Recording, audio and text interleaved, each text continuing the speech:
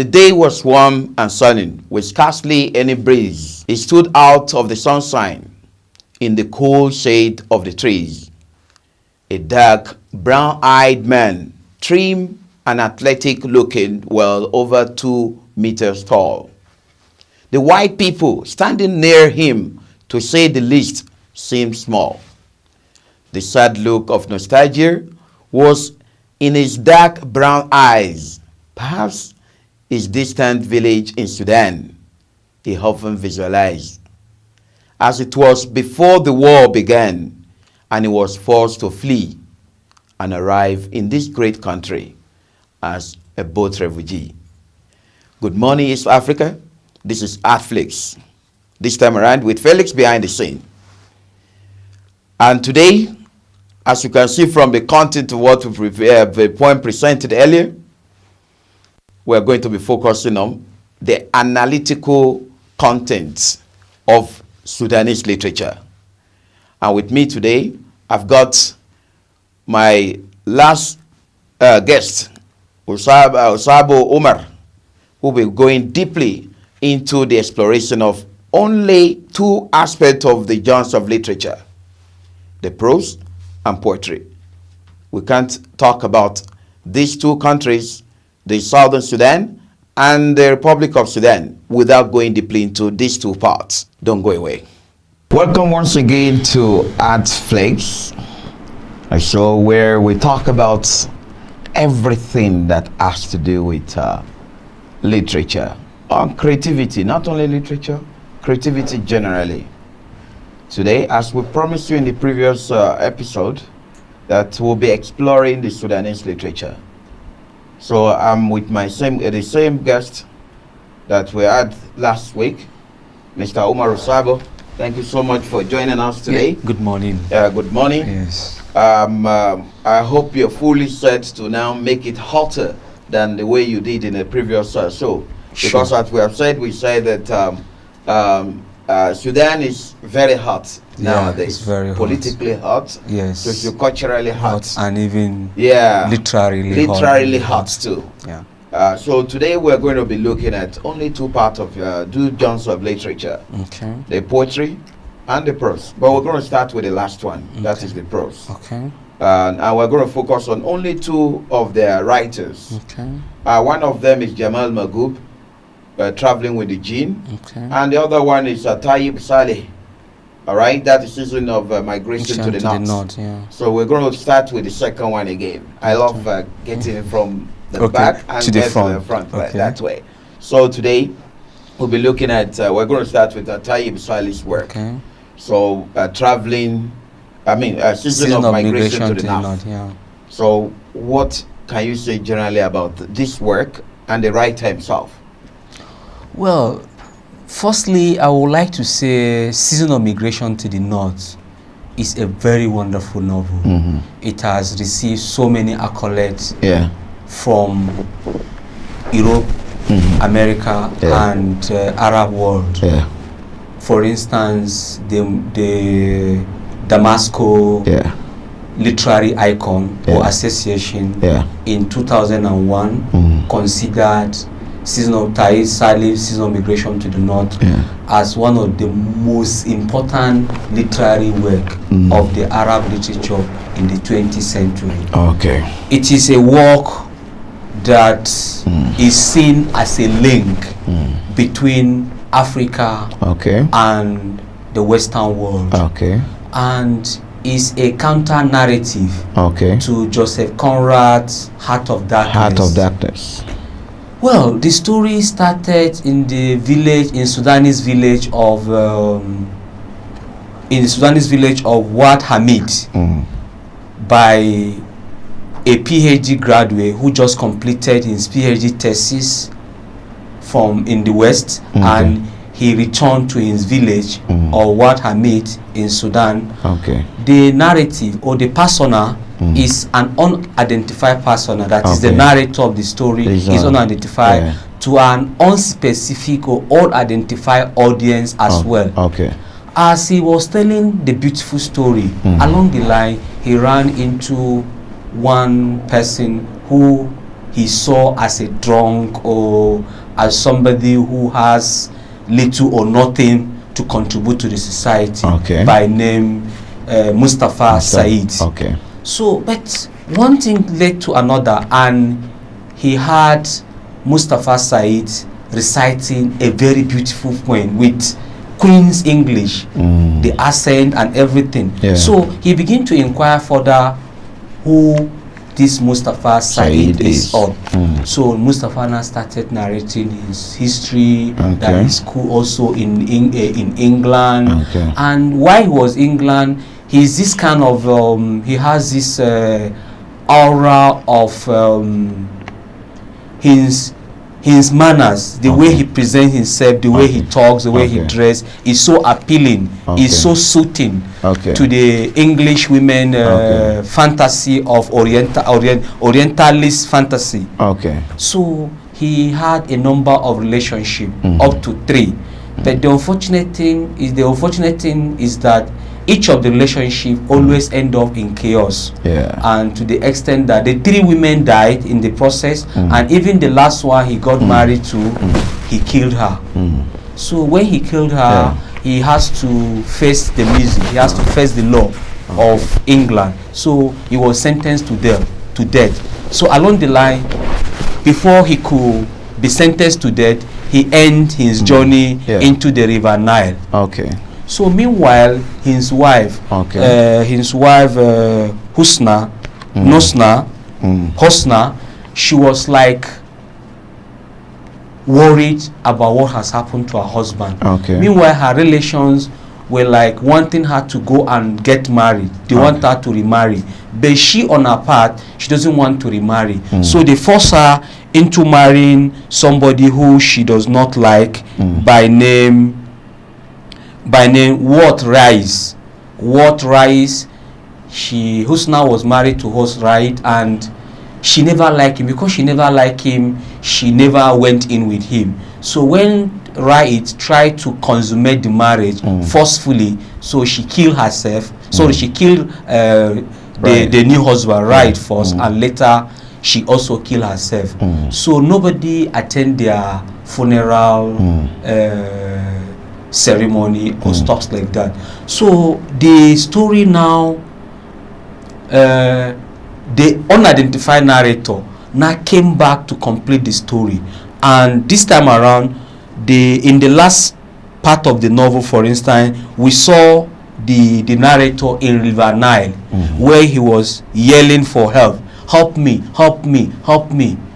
But somehow the tune of the narration is suggesting that is it not too late for him to have been looking for, or to have been calling for help at this time, and finally the narration ends.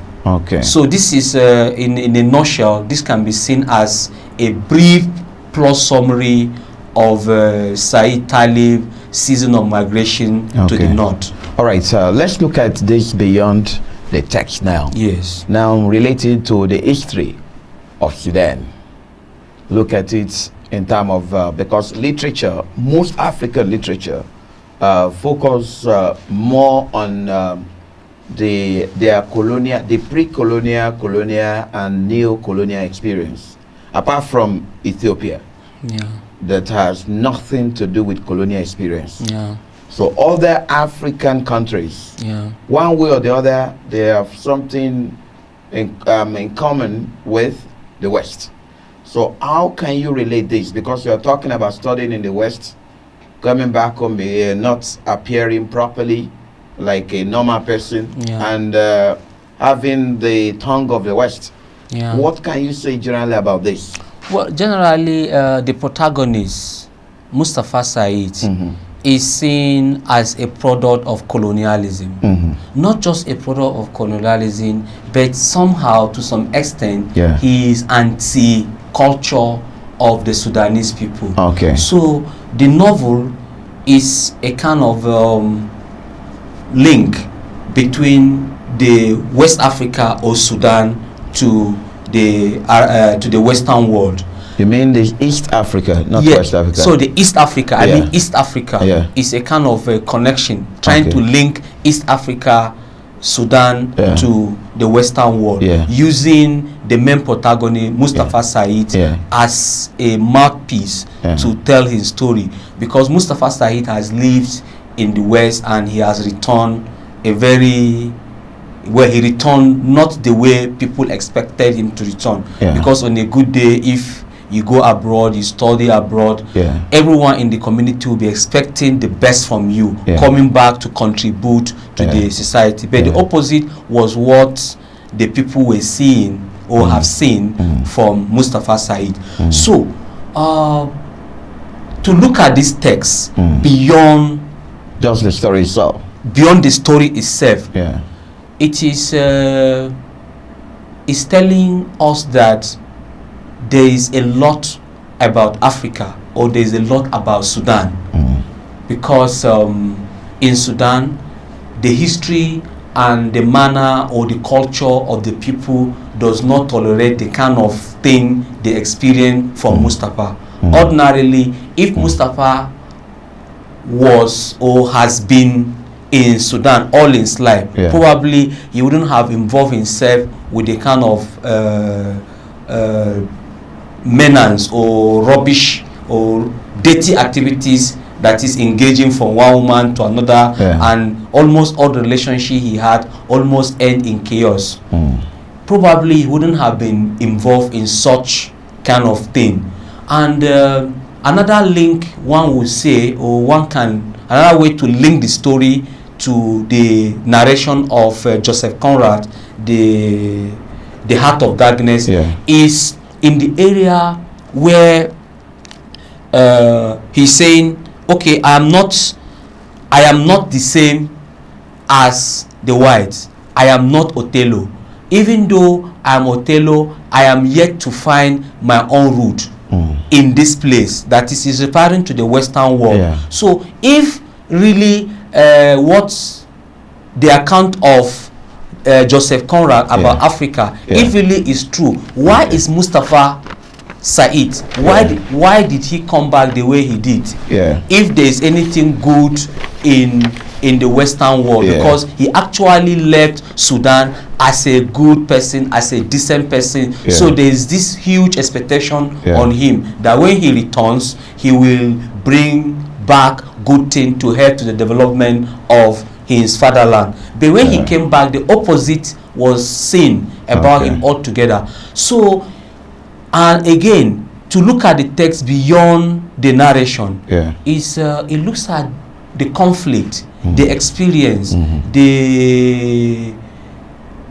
the bad experience of colonialism, what colonialism has done to the people of Sudan, has done to the culture, has done to the political atmosphere, Yeah. and even the socio-cultural way of life of the people. Yeah. So colonialism in itself is seen just as Joseph Conrad sees Africa in his work, Heart of Darkness. I want us to look at this from this angle. He says something that I'm going to just call the lines out, Yes. and I want you to follow through. Yeah. I don't have an African to run away to when my life turns sour. That's Yasin talking. Yes. Europe is my dark continent. My dark continent.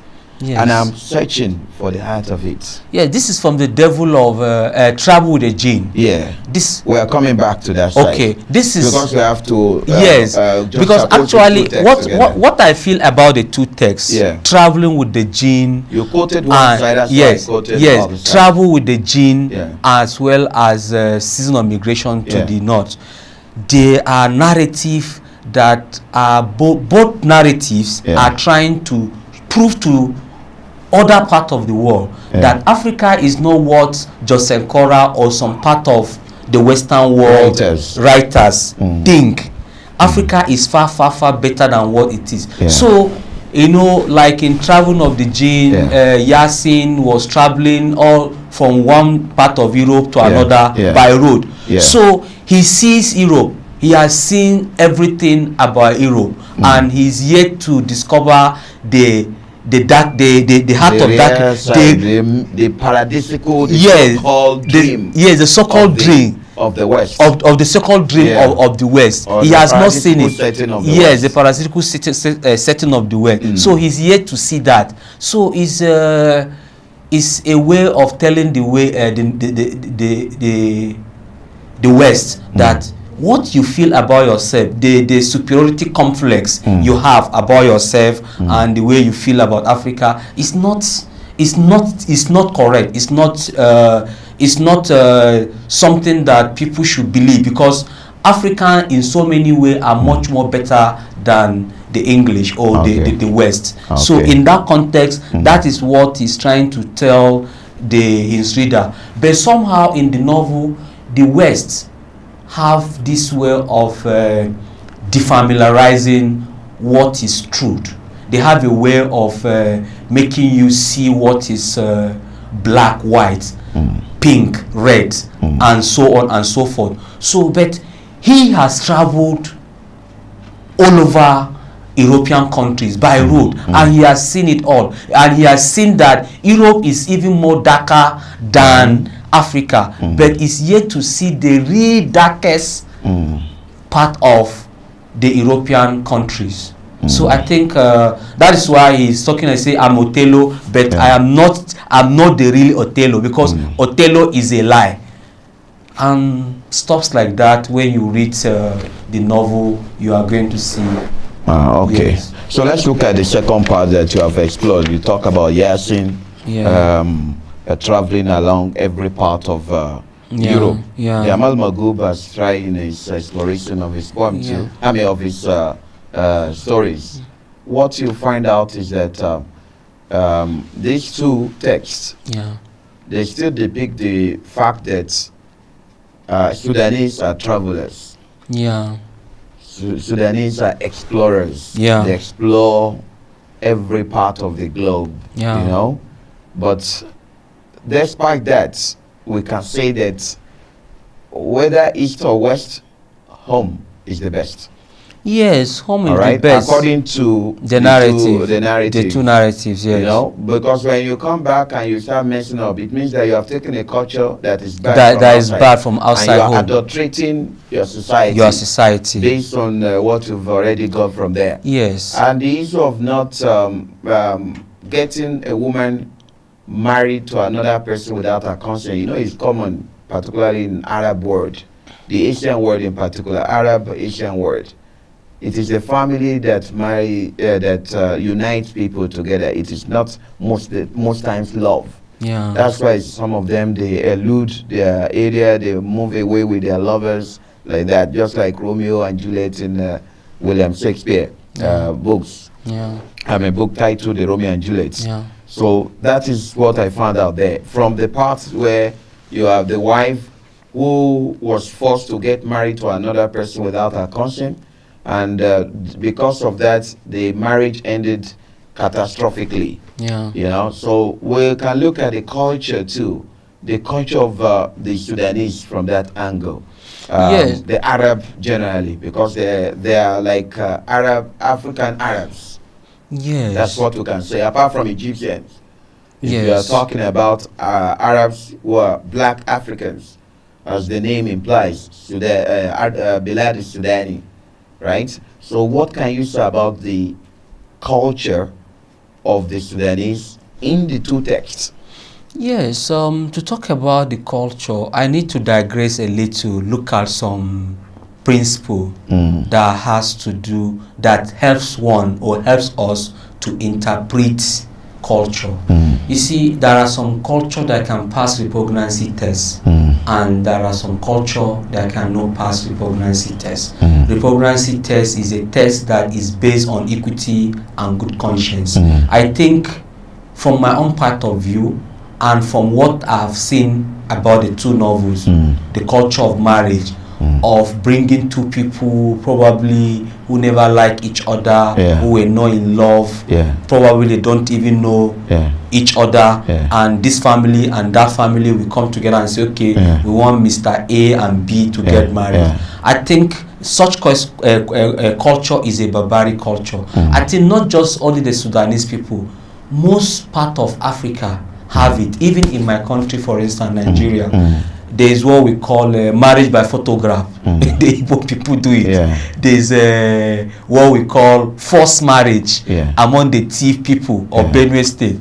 There's what we call kidnap marriage. Maybe when I could remember when we were discussing oral poetry of the thief people when I was school in Benue. You know, they have this kind of marriage. If a young person sees another young woman whom he likes so much, if he probably he has been approaching her and she's been saying no to him, you just get hefty guys and they'll just kidnap her, take her to the, not with the intention of collecting ransom the way people are doing it now, but he will keep her inside until after a while. Then he will now come to the family and say, okay, you are so daughter that you've been looking for, she's with me. And the family will not say, okay, go and do this, go and so do in that. Africa we have this culture is all over Africa, so it's not just only Africa, Asian world. Yes, Asian world. All over the world. So it's not just the Sudan. So I don't think but in most cases such marriages end well.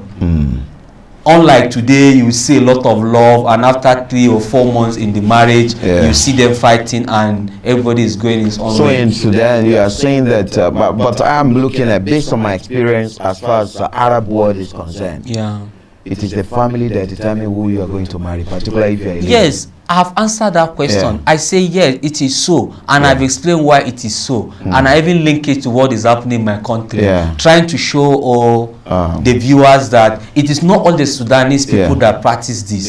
So it is in so many cultures. We have this in Africa. It's part of us. Yes. All right. We're going to move to the last part of the show, which has to do with exploration of poetry. Okay. And the poetry is going to be rendered both in Arabic and English. Then after this interlude, we're going to come back to the analysis of this poem. Okay. So don't go away. Wait for the presentation of the show, exploration of the poem in detail by our same guest, Mr. Umar Osabo. Thank you. Are you one of them? I only notice a woman who gets no notice, someone who follows my footstep. I see myself multiply, diving in images, drifting in memories, intuitive exodus. I am blind to boast a navel with light for show. Even when the light graces the treetops, their hearts are dark. I am elusive as perfume, a vagrant gust of wind, and no one remembers me. A grey soak, swallow the sound of a skirt with a silent entrench in a truth. Worms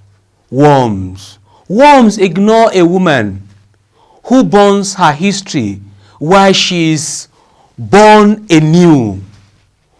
Whoever light off the past, set the future ablaze with a light that will neither burn both nor tend heart.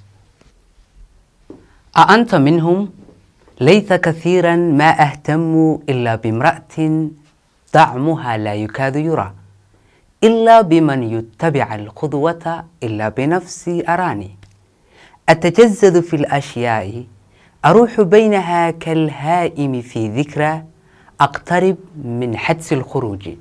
ما رأيت مراكب في زينة تبهج ليل العين، رؤوس أشجار إلا من العتمة، ما سكنت إلى ضيف عذر وما بقيت على خاضر. سوق عديمة تبلع صوت الفأس، صمت بلغ الجذور، النمل لا يهتم بامرأة تحرق تاريخها بينما تولد، من أضاءك يا ماضي يضيئوك يا قادم، لا يحرق المراكب أو يلوث القلوب. Welcome back. I hope you enjoy the Arabic and the English version of the poem. Let's now go deeply into the exploration of these poems. The poem, which is "Are You One of Them?" "Are You One of Them" is an interesting poem by Sadiq Radi. Very nice poem. Anta minhum. That is, "Are You One of Them?" And this, we're going to look at the stanzas. There are just 3 stanzas presented in the poem, and I will hand over that part to Umar Osabo to go deeply into the poem. We have already read that. Let's look at the first stanza of the poem. What is it all about? I only notice a woman who gets no notice. Yes, I only notice a woman who gets no notice. What is it about? Someone who follows my footsteps. I see myself multiply, Yeah. diving in images, We have already drifting in memories, Yeah. intuitive exodus. Yeah. You see, the poem is generally from the surface. Yeah. It's talking about love. Perhaps there are 2 personas, 2 voices. We can see 2 voices, though one narrative, but the angle to the narration Yeah. is that there are 2 voices, and the voice we are hearing is that of love, a woman and a man's love, perhaps, and one of the lovers, let's assume the woman, is not appreciating the man in the way the man is expecting her to appreciate him, considering everything he has done for her, Yeah. and just to make her be with him, love Yeah. him, which I think is a common thing with most women, or with most modern women. Sorry, some modern women, with Yeah. some modern women. Yeah. So, but along the line, we see that this love is adrifting, is going further and further in the way and manner the man never expected the woman to be behaving. So at a point, the man was doing, he thought the woman loves him for who he is, not for what she's getting from him. Yeah. But he's not bothered, even when he discovered that she's not loving him for who he is, but what she's getting from him. So, but at the end, she's still not appreciating. So maybe that was what brought about the poem. And so we have a voice of regret, lamentation, and all that, trying to ask himself, is this woman not taking me for a fool? After giving her everything, she's getting everything from me. Yeah. I'm doing everything to keep this relationship, Yeah. and she's still behaving the way she's behaving. When will she change? Yeah. When will she come back to her senses? When will she love me for good? When will she be doing all that she's supposed to do to me as a real lover whom I took her for? Okay, that's why he said, "Worms ignore a woman Yes, who burns history while she's born anew. yes, Whoever light up the past yes, sets the future ablaze." exactly. I love that part. Yes. Whoever light up the Yes. past I set think- the future I think ablaze. a greater- With, it continue with that transitive, say, with a light that will neither burn both nor taint hearts. Yes. You know? So what can you say about the last part? Yes. Next one. Before saying about the last part, this point is capable of 2 interpretations, because the point is based on irony, Yeah. defamiliarization, Yeah. shift of attention. All these are technical devices we use when writing poetry. I think to a layman, he will see this poem as a woman and man relationship, but the poem goes beyond mere man and woman relationship. In actual sense, the poem is talking about colonialism. It's talking about the evil of colonialism, the kind of face, the kind of clothing, the kind of makeup the colonial masters came into the shore of Africa, particularly the Sudan. They came with their religion, they came with hospital, they came with clothes, but in return, they are taking much more better things from Africa or from Sudan to their country. So even when the people have started falling in love with them, Yeah. the people thought these people were actually in their land for good, not knowing that they were in their land for their goods. So along the line, they begin to see the intrigue, the deceit, and what have you in the attitude of the colonial masters. Because at a point, the colonial master didn't even want an average Africa to be educated. Some of them, they were just training Africans to become messengers, clerk, and all that. But behold, as fate will have it, Africans grew up to become teachers, doctors, and what have you. And when you link this poem, you will generally it's talking about the West who came in a very attractive way and their resources, but never left anything meaningful to appreciate those that came to meet, to explore their They things. Actually took everything, almost everything the people have to I their think world, living because of the time. I thank you so much for exploring this world of the Sudanese. Dear viewers, you can see that things are getting changed bit by bit. When we're talking about the Ethiopian literature, we never talk about colonialism. We talk about their work, their experience, the dogs eating dogs. We enter Djibouti, we discuss about colonialism. Same thing in Kenya, in Uganda, only that we talk about the post-colonial part there. But in Sudan, it's still both the colonial and the new colonial parts. And in the next time you meet us again, we'll be looking at the Tanzanian literature. Thank you for viewing. We'll meet again.